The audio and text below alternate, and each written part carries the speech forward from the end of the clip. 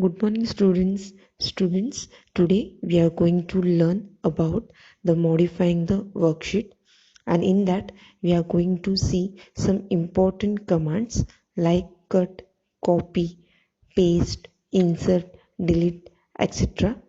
and some practical exercise related with this command. So students, are you excited to learn about modifying the worksheet? Yes, so let us start. First, we are going to begin with copy command. Copy command is one of the most powerful commands of Excel. This allows values and formulas to be copied from one part of the worksheet to the another.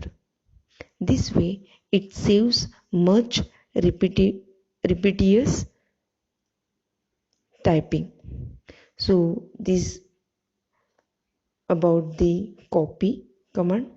Now we will see next command is a cut command, or we can say moving information. The move command enables you to move contents of range of cells from one location to another in the worksheet. This is equivalent of deleting information from one location and insert it into another location.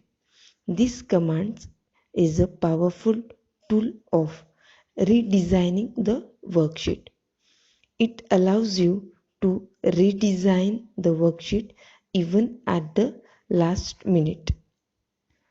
So students, these information about the cut command.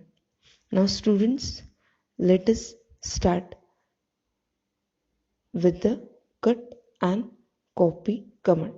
So cut and copy commands saves the item in a temporary storage area called the clipboard. When you copy or cut a set of one or more cells, a marquee appears around that set of cells. This marquee has scrolling dotted lines, which are also referred to as matching ends. The area you select for copying or cutting must be single rectangular block of cells. If you try to copy or cut non-adjacent range, you will get an error message.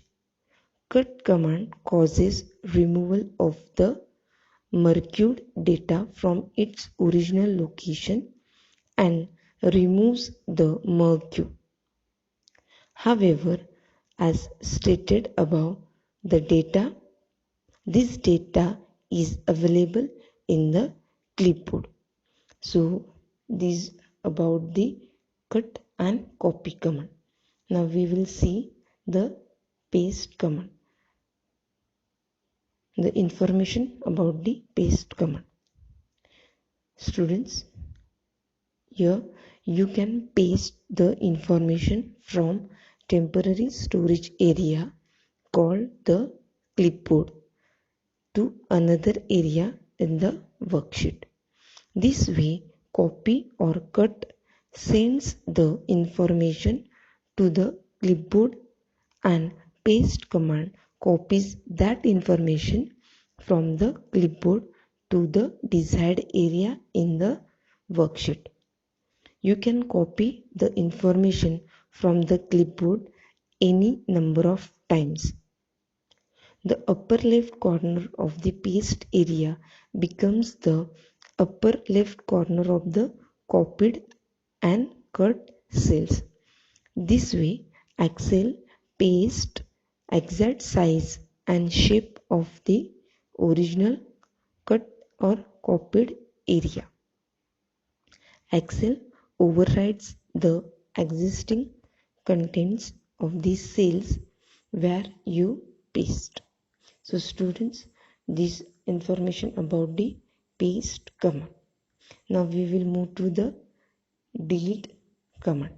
Here deleting row or column. So we will going to learn about deleting row or column. So let us start. This command is used to delete empty or unwanted rows or columns in the worksheet. These rows or columns may be blank or they may contain labels, values, or formulas that are no longer needed. This command should be used with the care because after deletion, the information contained in the deleted cells will be lost. The command deletes not just the cells in the specified range but entire rows and columns. All columns to the right of the deletion are shifted to the left. Similarly, the row below the deletion are moved upwards. The Excel software automatically adjusts the value reference of all formulas in the worksheet. If any location contains the formula that refer to the entries in the deleted row or column, then the value refers is displayed. You can click the column or row heading which leads to selection of column or the row and click delete button on the cell group of home tab. It is possible to delete multiple rows or columns in the single step by the specifying the range. For this purpose, you can drag through several column or row headings and then click delete button on the cell group of home tab. So students, this all information about deleting row or column. Now we will move to the next command, insert. Insert row or column.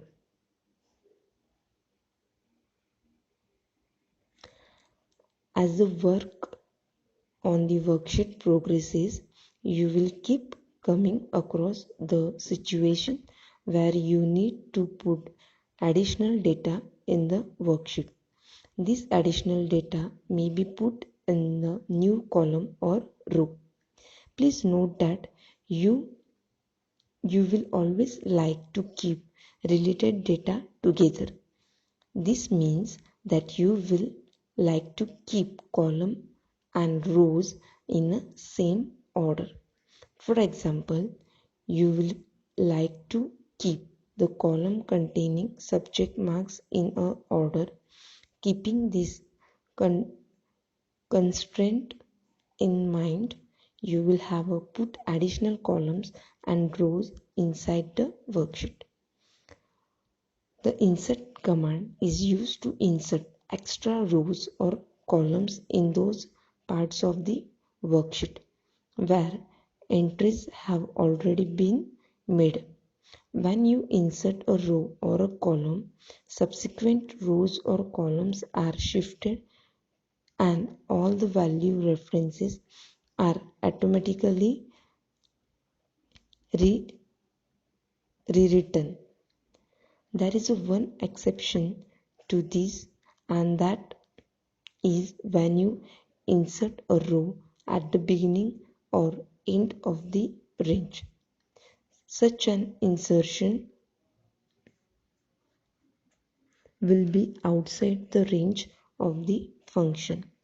You can right click the column and row heading which leads to selection of the column and or the row and the displays a pop-up menu. You can select insert option from this menu. It is possible to insert multiple rows and columns in a single step by specifying the range. For this purpose, you can drag through several column or a row headings and then right click the insertion which displays a pop-up menu. You can select insert option from this menu. Now let us try to insert a row which was deleted in the previous section. So this information about inserting row or column. So related with this, we are going to see some practical exercise. To insert a row, you need to follow some steps. In that first step, select the entire row by clicking on its row header. Second step, click on the drop down arrow below the insert option in cell group from home tab. Third step, click on insert sheet rows or right click on the selected row and click on insert. A row is inserted in between. Now we are going to see how to insert a column. To insert a column, you need to follow some steps. In that first step, select the entire column by clicking on its column header.